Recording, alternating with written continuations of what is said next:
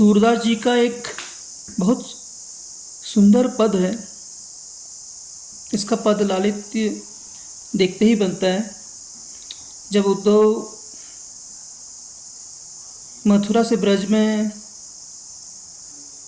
आते हैं और गोपियों से उनका एक संवाद हो रहा है, तो संवाद कुछ इस स्थिति तक है कि उद्धव ने बार बार समझा रहे हैं कि जो मेरा ये योग ज्ञान है, जो योग ज्ञान द्वारा मैं आपको ये समझा देता हूँ कि जो आप भावात्मक रूप से इतने द्रवित हुए जा रहे हैं श्री कृष्ण के प्रति, तो वो कुछ भी नहीं है, वो सिर्फ एक मोह माया है। तो यहाँ उद्धव जी को गोपियाँ कटाक्ष करती हैं, उलाहना देती हैं, व्यंग करती हैं, और व्यंग का स्तर भी बड़ा ही एक तीक्ष्ण है बहुत,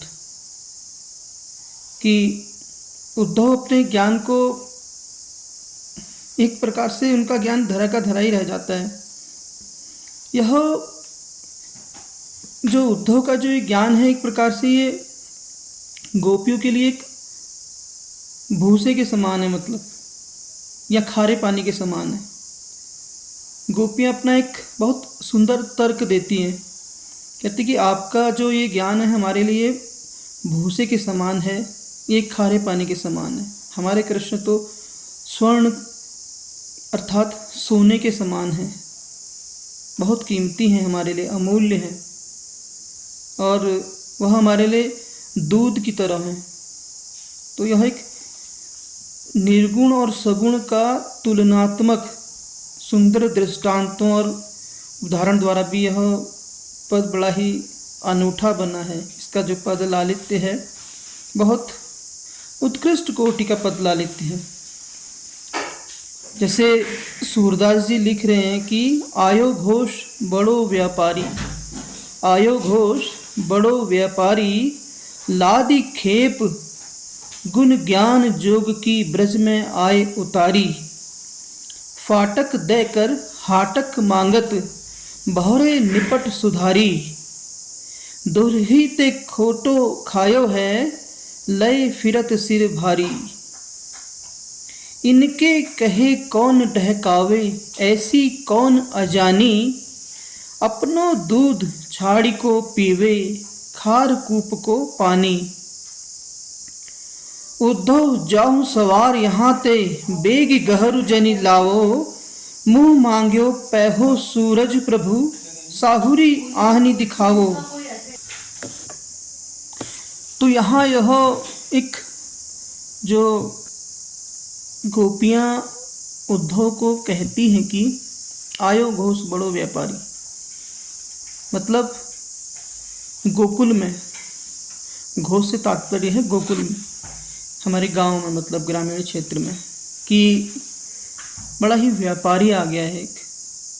एक ऐसा व्यापारी जो अपने ज्ञान के बल पर, निर्गुण ज्ञान जिसका न रूप न आकार, जो निराधार है, मतलब उसको, उसकी जो खेप है वो हमारे गांव में आकर उड़ेलना चाहता है, हमें देना चाहता है। लादी खेप गुण ज्ञान जोग की ब्रज में आए उतारी, हमारे ब्रज में ये उतार दिया है, मतलब एक प्रकार से।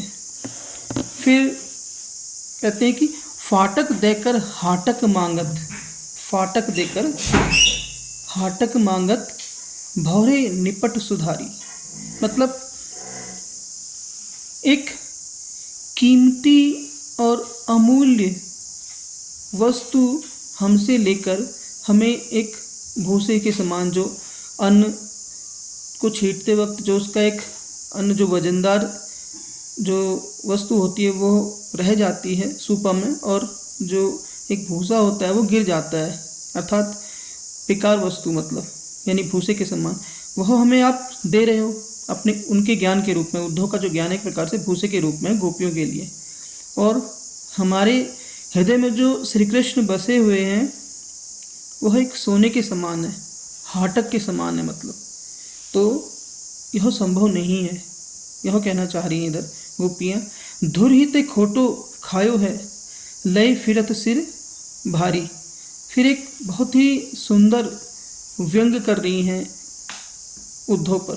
कह रही हैं कि अरे सखियों, इसको तो पहले से ही ये सब उल्टे सीधे काम करने की आदत है, इसीलिए अपने सर पर ये ज्ञान का बोझ लेके इधर से उधर से इधर फिर रहा है और अपने को बहुत ज्ञानी कह रहा है।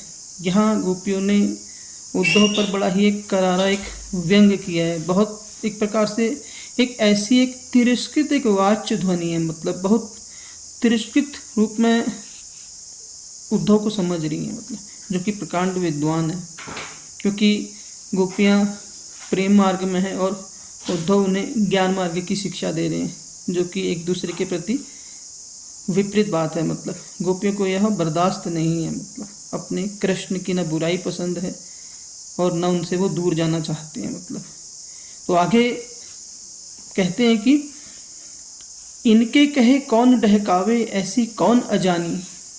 इनके कहे कौन डहकावे ऐसी कौन अजानी, मतलब हम इतनी आसानी से इनकी ये जो बातें हैं उद्धव की, हम धोखा खाने वाली नहीं है इन बातों में, मतलब हम आएंगे नहीं आपकी बातों में।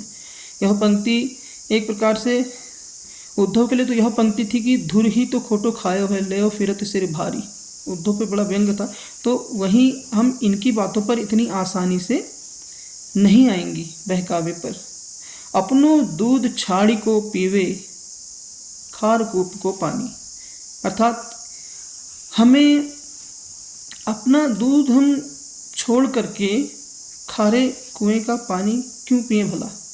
मतलब जो खारा कुआं है वह एक प्रकार से, खारे कुएं का जो पानी है वो उद्धव का निर्गुणवादी ज्ञान है, मतलब, और हमारा जो दूध है वो कृष्ण है। मतलब तो श्री कृष्ण के लिए बड़े सुंदर दो शब्द बोले, एक हाटक अर्थात सोना स्वर्ण, और दूसरा कहा है कि मतलब कि दूध एक प्रकार से बड़ा कीमती है गोकुल के लिए। यह भी श्री कृष्ण के लिए प्रयुक्त किया गया शब्द है।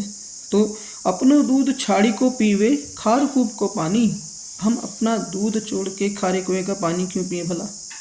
आगे बोलते हैं उद्धव जाहु सवार यहाँ ते, बेग गहरू लाओ। मुँह मांग्यो पैहो सूरज प्रभु, साहुरी आनी दिखाओ। इसलिए ऐसा है उद्धव, आप जितना भी जल्दी हो जाए, जितना भी अति शीघ्र हो, आप यहाँ से क्या है मथुरा के लिए प्रस्थान कीजिए। जहाँ से आए हैं आप वहीं वापस चले जाइए।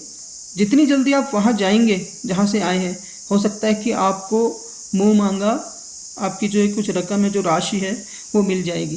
क्योंकि गोपियों को ऐसा लगता है कि उद्धव को मथुरा से अगर यहाँ गोकुल ब्रज में भेजा है तो शायद किसी प्रलोभन से ही भेजा है। तो वही बात उसको बोलती हैं उद्धव को एक तीखे व्यंग में कि आप जितना शीघ्र होता है, अति शीघ्र होता है, तो आप जाइए वहाँ और जाकर के अपना वो धनराशि ले लीजिए, वो प्रलोभन ले लीजिए जिस प्रलोभन से आप यहाँ आए हैं। मतलब तो एक बार इस पद को हम पुनः देखते हैं कि आयो घोष बड़ो व्यापारी, लादि खेप गुण ज्ञान जोग की, ब्रज में आए उतारी। फाटक देकर हाटक मांगत, भौरे निपट सुधारी। धुर ही ते खोटो खायो है, लय फिरत सिर भारी। इनके कहे कौन डहकावे ऐसी कौन अजानी। अपनो दूध छाड़ी को पीवे, खार कूप को पानी। उद्धव जाहु सवार यहाँ ते, बेग गहरू जनी लाओ। मुँह मांग्यो पैहो सूरज प्रभु, साहुरी आनी दिखाओ। तो यह एक बहुत ही सुंदर पद लालित्य है, पद संयोजन है कवि सूरदास जी का, जो कि भक्ति काल के एक सगुण काव्य धारा के प्रतिनिधि कवि हैं और अष्ट छाप के भी कवि हैं। तो यह पद हमें सगुण और निर्गुण में एक तुलनात्मक अंतर भी दिखाता है और सगुण की एक प्रकार से एक विजय की ओर भी यह बात को प्रदर्शित करता है और निर्गुण को बहुत ही तिरस्कृत भाव से देखता है। निर्गुण अर्थात उद्धव का जो ज्ञान है, मतलब